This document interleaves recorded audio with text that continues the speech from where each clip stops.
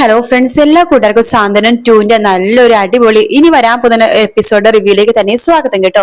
Channel ആദ്യമായിട്ടാണ് കാണുന്നുണ്ടെങ്കിൽ ഒന്ന് സബ്സ്ക്രൈബ് ചെയ്ത് ലൈക്ക് ചെയ്ത് സപ്പോർട്ട് ചെയ്യണേ. അങ്ങനെ നമ്മുടെ സാന്ത്വനത്തിൽ വിചാരിക്കാത്ത ഭാഗങ്ങളാണ് ഫ്രണ്ട്സ് ഇനി സംഭവിക്കാൻ പോണത്. വേറൊന്നുമല്ല, ദേവിയുടെ കുഞ്ഞിനെ നഷ്ടപ്പെടാൻ കാരണം അലോകാണെന്നും അലോകിന്റെയും അനുവിന്റെയും അഫയർ ആണ് ഇത്രയും പ്രശ്നങ്ങൾ കാരണമെന്ന് സാന്ത്വനം കുടുംബത്തിൽ അറിയാൻ പാടില്ലാത്ത ആൾക്കാരെ അറിയാൻ പോണ ഭാഗമാണ് നമ്മൾ ഇനി കാണാൻ പോണ കേട്ടോ. അങ്ങനെ ദേവി വീട്ടിലെത്തിയതിനു ശേഷം ആനന്ദ് വല്ലാത്ത രീതിയിൽ തന്നെ ദേവിനെ അവോയ്ഡ് ചെയ്യുന്നുണ്ട്. രാത്രി കുടിച്ചു മാത്രമേ ആനന്ദ് വരാറുള്ളൂ. ദേവിയുടെ അടുത്ത് എപ്പോഴും മീനാക്ഷി ഉണ്ടാവും കേട്ടോ. മീനാക്ഷി ദേവിനെ നോക്കാണ്, കണ്ണ് തെറ്റിക്കഴിഞ്ഞാൽ ദേവി എന്തെങ്കിലും അബദ്ധം കാണിക്കുമെന്ന് പേടിയാണ് നമ്മുടെ മീനാക്ഷിക്ക്. ആ സമയത്ത് ദേവിയാണെങ്കിൽ മീനാക്ഷി അടുത്ത് പറയുന്നുണ്ട്, എനിക്ക് ജീവിതം മടുത്തു മീനു, എന്തിനാ ഇങ്ങനെ ജീവിച്ചുകൊണ്ടിരിക്കുന്നത്, എന്തോ പോലെ തോന്നുവാണ്. കണ്ണടയ്ക്കുമ്പോ ഒരു കുഞ്ഞു വന്ന് കരയുന്ന പോലത്തെ ഒരു ശബ്ദമൊക്കെ എനിക്ക് തന്നെ തോന്നുവാണ്. പിന്നെ ആനന്ദേട്ടനാണെന്നുണ്ടെങ്കിൽ എന്നോട് ഇഷ്ടമല്ല, ഞാൻ കാരണം കുഞ്ഞു നഷ്ടപ്പെട്ടു എന്ന് പറഞ്ഞിട്ട് ആനന്ദേട്ടൻ കുടിച്ചു നടക്കാണ്. കണ്ടില്ലേ ഞാൻ എന്തിനാ ഇനി ഇങ്ങനെ ജീവിച്ചിരിക്കുന്നത്, മടുത്തു, ജീവിതം മടുത്തു എന്നൊക്കെ ദേവി പറയുമ്പോ മീനാക്ഷി പണ്ടെന്റെ ദേവിയെടുത്ത് ഇങ്ങനെ പറയല്ലേ, നോക്ക് ഈ ഒരു കുഞ്ഞു മാത്രമല്ല, നിങ്ങൾക്ക് ഇനിയും ഒരുപാട് കുഞ്ഞുങ്ങൾ ജനിക്കും, അതെന്താ ആലോചിക്കാത്തത് എന്ന് പറയാണ്. നോക്ക്, ആനന്ദേട്ടന്റെ വിഷമം അത് ദേവിയെടുത്തേക്ക് എന്താന്ന് അറിയാലോ. ദേവിയെടുത്തിനേക്കാളും ചിലപ്പോ ഒരുപാട് ആ കുഞ്ഞിനെ സ്നേഹിച്ചത് ആനന്ദേട്ടനായിരിക്കാം. അത് ആനന്ദേട്ടനെ സഹിക്കാൻ പറ്റുന്നില്ല. പിന്നെ എനിക്ക് മനസ്സിലാവുന്നുണ്ട് ദേവിയെടുത്തിന്റെ വിഷമം. കാരണം ദേവിയെടുത്ത് ഒരു തെറ്റും ചെയ്തിട്ടില്ല. കുഞ്ഞു നഷ്ടപ്പെടാൻ കാരണം ആ അലോകാണല്ലോ. പക്ഷെ അലോകാണെന്ന് ഞാൻ പറയണ്ടെന്ന് പറഞ്ഞത് വേറൊന്നിനുമല്ല. അതെങ്ങാനും അലോകാണെന്ന് അറിഞ്ഞു കഴിഞ്ഞാൽ ഇവിടെ ആര്യനും ആകാശും ആനന്ദേട്ടനൊക്കെ നേരെ അലോകിനെ പിന്നെ എന്താ ചെയ്യാന്ന് പറയണ്ടല്ലോ. ആ പ്രശ്നങ്ങളൊക്കെ ഒഴിവാക്കാൻ വേണ്ട ഞാൻ അങ്ങനെ പറയാൻ വേണ്ടി പറഞ്ഞത്. പക്ഷെ ദേവിയെടുത്തിന് ഒരുപാട് അങ്ങോട്ട് ആനന്ദേട്ടൻ ബുദ്ധിമുട്ടിപ്പിക്കുകയാണെന്നുണ്ടെങ്കിൽ ഞാൻ തന്നെ ആനന്ദേട്ടനോട് പറയും ഇതിനെല്ലാത്തിനും കാരണക്കാരൻ അലോകാണെന്ന്. വേണ്ട മീനാക്ഷി, അതൊന്നും ഇനി പറയണ്ട, വെറുതെ കുടുംബത്തിൽ വേറെ പ്രശ്നമൊന്നും ഉണ്ടാക്കണ്ടല്ലോ. ആനന്ദേട്ടനെ പറഞ്ഞ് മനസ്സിലാക്കാൻ ശ്രമിക്കാം എന്ന് ദേവി പറയുന്നുണ്ട്. ശേഷം രാത്രിയാകുമ്പോ ആനന്ദ് വീണ്ടും വെള്ളം അടിച്ചു വരുവാണ്.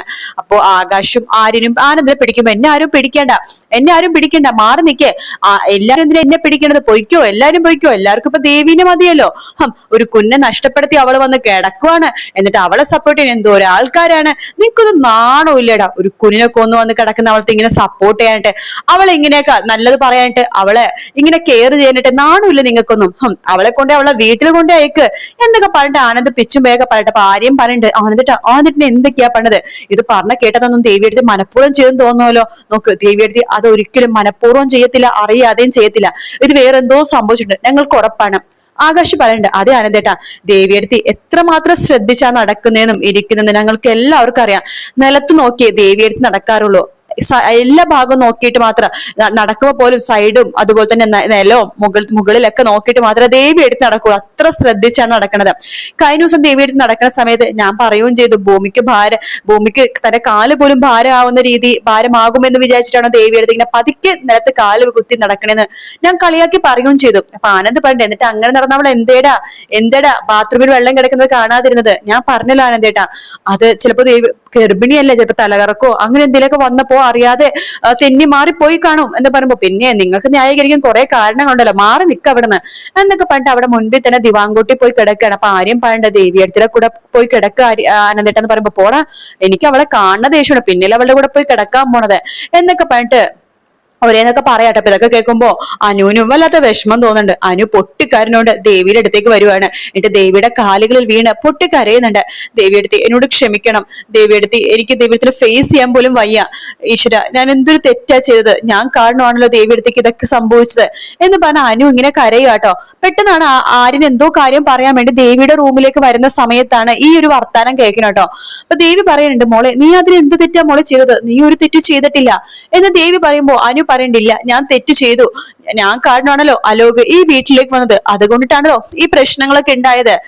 അപ്പൊ ദേവി പറയുന്നുണ്ട്, എന്ത് പ്രശ്നം, ഒരു പ്രശ്നവും ഇല്ല, അത് സംഭവിക്കേണ്ടത് വിധിയായിരുന്നു മോളെ, അത്രേ ഉള്ളൂ, നീ ഒരു തെറ്റും ചെയ്തിട്ടില്ല. ഇല്ല ദേവിയെടുത്തിയുടെ കുഞ്ഞ് നഷ്ടപ്പെടാൻ കാരണം ഞാനും അലോകും ആണെന്ന് എനിക്ക് നന്നായിട്ട് അറിയാം എന്നൊക്കെ പറഞ്ഞ് പൊട്ടിക്കരയാണോ. അപ്പൊ ഇത് കേൾക്കുമ്പോഴേക്കും ആര്യനെ സംശയം ഇതാവുന്നുണ്ട് കേട്ടോ. കാരണം എന്തോ ഒരു സംഭവം നടന്നിട്ടുണ്ടെന്ന് ആര്യനെ മനസ്സിലാവുന്നുണ്ട്.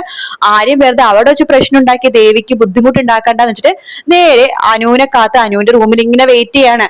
അപ്പൊ അനുവിനെ ഇങ്ങനെ സമാധാനിപ്പിച്ച് വിടുന്നുണ്ട് നമ്മുടെ ദേവി. കുഴപ്പമില്ല മോളെ പോയി കിടന്ന് ഉറങ്ങിക്കോ എന്നൊക്കെ പറഞ്ഞിട്ട് ദേവിയെ സമാധാനിപ്പിച്ച് അനുവിന്റെ റൂമിലേക്ക് വിടാണ്. അവിടെ ആര്യൻ കാത്തു നിൽക്കുന്നുണ്ട് കേട്ടോ. ആര്യനെ കാണുമ്പോ തന്നെ അനു ആകെ ഷോക്ക് ആവാണ്. എടി സത്യം പറയടി, എന്താ സംഭവിച്ചത്, ഞങ്ങളുടെ ഈ വീട്ടിലെ കുഞ്ഞിന് എന്താ സംഭവിച്ചേന്ന്. പറയുന്നുണ്ട്, ഏട്ടാ അത് പിന്നെ പറയടി, നീ പറയണതൊക്കെ ഞാൻ കേട്ടു ദേവിയുടെ അടുത്ത്. നിന്റെ ഭാഗത്ത് എന്തോ തെറ്റ് സംഭവിച്ചിട്ടുണ്ട്, സത്യം പറ, നീയാണോ അതിനെ കാരണക്കാരി? ആ സമയത്ത് അനു പണ്ട്, ഏട്ടാ ക്ഷമിക്കണോ ഏട്ടാ, ഞാൻ ഒരിക്കലും വിചാരിച്ചില്ല.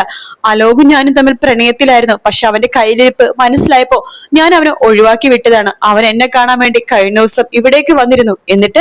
എന്ന് ആര്യം ചോദിക്കുമ്പോ അനു അന്ന് നടന്ന സംഭവം പറയാണ്. അന്ന് അവിടെ കയറി വന്നതും ആ സമയത്ത് മീനാക്ഷിയും ദേവിയൊക്കെ പിടിച്ചു മാറ്റാൻ പോയപ്പോഴേക്കും ദേവീന്റെ പിടിച്ച് ഒരൊറ്റ തള്ളു തള്ളിയപ്പോ വയറ് പോയിട്ട് ആ മേശയിൽ പോയി ഇടിച്ചതും ദേവിയെടുത്ത് പൊളഞ്ഞു വീണതും മീനാക്ഷി അത് കണ്ടിട്ട് ആലോകിന്റെ തലമണ്ട അടിച്ച് പൊട്ടിച്ചതും എല്ലാം തന്നെ അനു പറയാട്ടോ. ഇത് കേട്ട് ആര്യന് ദേഷ്യം വരുന്നുണ്ട്.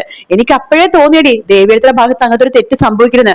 അപ്പോ ആ കുഞ്ഞില്ലാതാക്കിയില്ല നിനക്കും ഒരു പങ്കുണ്ട്, നീയും ആലോകമാണ് എല്ലാത്തിനും കാരണം, വാടി ഇങ്ങോട്ട്, ഇത് എല്ലാവരുടെ മുമ്പിൽ തുറന്നു പറയണം, വാടി ഇങ്ങോട്ട് എന്ന് പറഞ്ഞ് വിളിച്ചിങ്ങനെ വരുമ്പോഴേക്കും അവിടേക്ക് മീനാക്ഷി ഉണ്ട്. ആര്യ വെറുതെ ഇരിക്കെ, വെറുതെ അവളെ വിട് എന്ന് പറയുമ്പോഴേക്കും അവിടേക്ക് ആകാശം വരുന്നുണ്ട്. എന്താ ആര്യ, എന്തിനാ നീ ഇവിടെ തല്ലണത്? ആകാശേട്ടാ, നമ്മൾ സംശയിച്ച സത്യമാണ് ആകാശേട്ടാ, നമ്മൾ പറഞ്ഞില്ലേ ദേവിയെടുത്തിന്റെ ഭാഗത്തുനിന്ന് ഒരിക്കലും അങ്ങനത്തെ ഒരു തെറ്റ് സംഭവിക്കില്ലെന്ന്. അതെ ഇവളും ഇവളെ കാമുകണ്ടല്ലോ അലോകും, അവനും കാരണമാണ് ഇങ്ങനെയൊക്കെ സംഭവിച്ചത്. എന്തൊക്കെയാ ആര്യ നീ പറയണത്? അപ്പൊ മീനാക്ഷി വേണ്ട, ആര്യ പ്ലീസ് പറയല്ലേ, എന്തിനു പറയാതിരിക്കണം, ഞാൻ പറയും. ആകാശേട്ടൻ കേൾക്കണം, ഇവളെ കാണാൻ വേണ്ടി അലോക് ഈ വീട്ടിൽ വന്നിരുന്നു. അത് മനസ്സിലാക്കി മീനാക്ഷി എടുത്ത് ദേവിയെടുത്തേക്ക് ഇവളെ ഉപദ്രവിക്കാൻ എന്തോ അലോക് ശ്രമിച്ചു എന്ന് തോന്നണം, എന്താണെന്നറിയില്ല. ആ സമയത്ത് അവർ പിടിച്ചു മാറ്റാൻ പോയപ്പോ അലോക് ദേവിയെടുത്തിനെ പിടിച്ച് തള്ളിയപ്പോഴാണ് ആ ഒരു മിസ്കാരേജ് സംഭവിച്ചത് എന്ന് പറയാണ്. അപ്പൊ ആകാശിനും ദേഷ്യം വരാട്ടോ.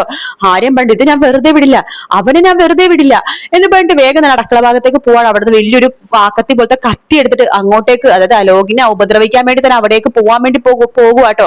അതേ സമയം സുകന്യാണെങ്കിൽ ഇത് ആര്യം വരുന്ന കാര്യം അവിടെ പോയിട്ട് പറയണമല്ലോ, വേഗം തന്നെ അവിടേക്ക് പോകുവാണ്. എന്നിട്ട് കൃഷ്ണമംഗലത്തേക്ക് പോയിട്ട് പറയുന്നുണ്ട്, അതെ ഇവിടെ വലിയൊരു പ്രശ്നം നടക്കാൻ പോണ്, അലോകിനെ ഇവിടുന്ന് മാറ്റിക്കോട്ടോ, എന്താടി കാര്യം എന്ന് ചോദിക്കുമ്പോഴേക്കും വേറൊന്നല്ല, ദേവിയുടെ കുഞ്ഞിനെ നഷ്ടപ്പെട്ടത് എങ്ങനെയാന്ന് അറിയാവോ? അലോക് കാരണോ എന്ന് അച്യുതനും അത് ചോദിക്കുമ്പോഴേക്കും അതെ അലോക് കാരണം തന്നെ.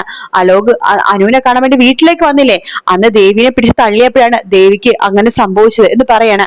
അപ്പൊ അങ്ങനെ പറഞ്ഞതുകൊണ്ട് തന്നെ അലോകിനെ അവിടെ പിടിച്ച് മാറ്റുവാട്ടോ. അത് അവിടെ വന്നിട്ട് പ്രശ്നം ഉണ്ടാക്കുമെന്ന് ഇവർക്ക് അറിയാം. അതുകൊണ്ട് തന്നെ അലോകിനെ കുറച്ച് ദിവസത്തേക്ക് ഇവര് മാറ്റി നിർത്തുകയാണ് ചെയ്യണത്. പിന്നെ നമ്മുടെ ഗോമതിയും അമ്മയുടെ സത്യങ്ങളൊക്കെ പറയുന്നുണ്ട്, അമ്മ ഈ അലോക് കാരണമാണ് ഇങ്ങനെയൊക്കെ സംഭവിച്ചത് എന്നൊക്കെ പറയുമ്പോൾ അമ്മക്കും ആകെ വിഷമമായി പോവാണ്. പക്ഷെ ഇത് ആനന്ദം മാത്രം അറിഞ്ഞിട്ടില്ല. ആനന്ദം അറിഞ്ഞാലും ആനന്ദ് ഒന്നും ചെയ്യാൻ പോകുന്നില്ല. അപ്പോഴും ദേവി കാരണം തന്നെയാണെന്നാണ് ആനന്ദ് പറയുള്ളൂ. പിന്നെ ഒരു കാര്യം, അവിടെ ഈ അടിയും വഴക്കൊക്കെ ഉണ്ടാവുമ്പോ ദേവി അവിടെ പോയി നിൽക്കേണ്ട കാര്യവും ഉണ്ടായിരുന്നില്ല. അപ്പൊ അതൊക്കെയാണ് ആനന്ദ് പറയുള്ളൂ. അവിടെ അത്ര അടിയും വഴക്കുണ്ടായി ശരി തന്നെയാണ്, പ്രശ്നങ്ങളൊക്കെ ഉണ്ടായി, ഓക്കെ, ഇവള് ഗർഭിണിയാണ്, ആ ബോധം ഇവൾക്ക് വേണമല്ലോ എന്നൊക്കെ പറഞ്ഞിട്ട് ആനന്ദ് അതിലേക്ക് പിടിച്ച് കുറ്റപ്പെടുത്താൻ പോണത്. എന്തായാലും നല്ല അടിപൊളി ഭാഗമാണ് ഇനി വരുന്ന എപ്പിസോഡ്സിൽ കാണാൻ വേണ്ടി പോകുന്നത് കേട്ടോ. വീഡിയോ ഇഷ്ടപ്പെട്ടാൽ ലൈക്ക് ചെയ്യുക, സബ്സ്ക്രൈബ് ചെയ്യുക, കമന്റ് ചെയ്യുക. മറ്റൊരു വീഡിയോ ആയിട്ട് കാണാം. Take care, bye bye.